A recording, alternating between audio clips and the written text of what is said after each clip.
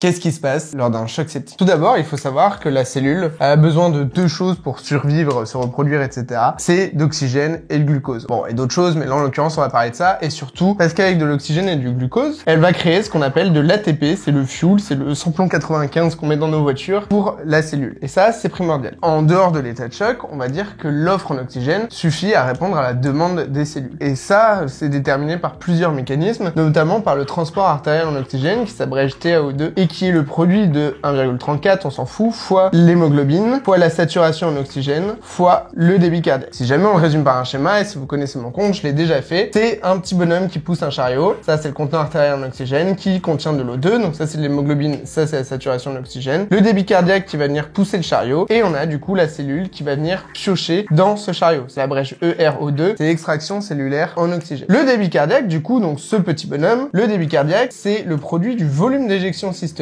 fois la fréquence cardiaque. Le volume d'éjection systolique est déterminé par la précharge, l'inotropisme et la post-charge. On a également, du coup, la pression artérielle qui va entrer en jeu. La pression artérielle va déterminer la pression de perfusion des organes. On a du coup PAM qui est égal au débit cardiaque fois les résistances vasculaires systémiques. Les résistances vasculaires systémiques, c'est la capacité des vaisseaux à bien se vasoconstricter. La cause d'un choc septique, la plupart du temps, ça va être à cause d'une bactérie qui va venir infecter les cellules. Les cellules, elles vont devoir dépenser de l'énergie pour lutter contre l'envahisseur. Donc du coup, elles vont avoir une augmentation de la consommation en oxygène, qu'on abrège VO2. Cette consommation en oxygène va augmenter. Donc le transport artériel en oxygène va devoir augmenter pour permettre de répondre à cette demande supplémentaire d'oxygène par les cellules. Le problème, c'est que dans le choc septique, parce qu'on peut avoir une infection sans avoir de choc septique, c'est le cas quand justement l'offre reste corrélée à la demande. Mais justement, dans le cas du choc septique, il va y avoir un moment où le transport artériel ne va plus permettre de suppléer aux besoins cellulaires, donc ne va pas augmenter suffisamment par rapport à la consommation cellulaire en oxygène. Ça, c'est dû à deux choses, c'est-à-dire que ce mécanisme, déjà, il va être mis à mal. Première chose, les cellules, elles vont avoir du mal à extraire l'oxygène du transport artériel en oxygène. Donc déjà que le transport artériel en oxygène, il doit augmenter, il va devoir augmenter d'autant plus que les cellules, elles ont plus de mal à piocher dedans. Deuxième chose, il va y avoir dans le choc septique une libération de molécules pro-inflammatoires, ce qu'on appelle un orage cytokinique, qui va venir créer une vasodilatation généralisée. Donc, on a une augmentation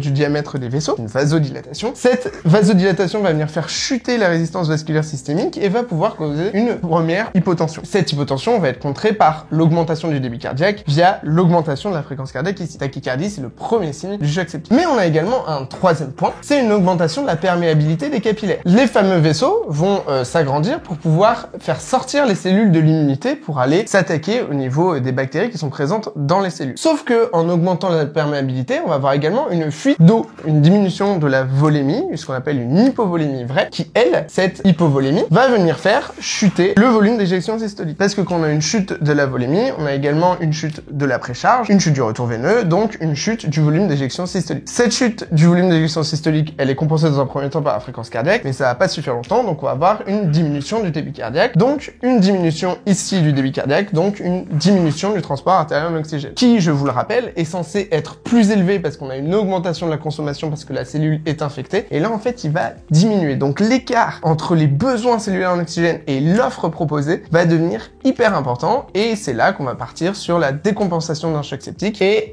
l'absence d'oxygène pour créer d'ATP. La cellule va manquer d'oxygène, elle va devoir donc activer son mécanisme de secours, parce que sans ATP la cellule elle meurt, donc elle va trouver un autre moyen de créer de l'ATP sans oxygène. Ça s'appelle la voie anaérobie, et le problème c'est qu'en plus de créer de l'ATP, on va créer également des lactates. Les lactates, quand ils vont s'accumuler, ils vont venir diminuer le pH et créer ce qu'on appelle une acidose métabolique. Et cette acidose métabolique, en se creusant, quand le pH va diminuer, va causer la défaillance multiviscérale. Mais le point de départ du choc septique, c'est cette triade. On peut appeler triade létale, mais on pourrait confondre avec le polytron. Si t'as des questions, n'hésite pas à les poser en commentaire. I'm in a big house with people I don't know.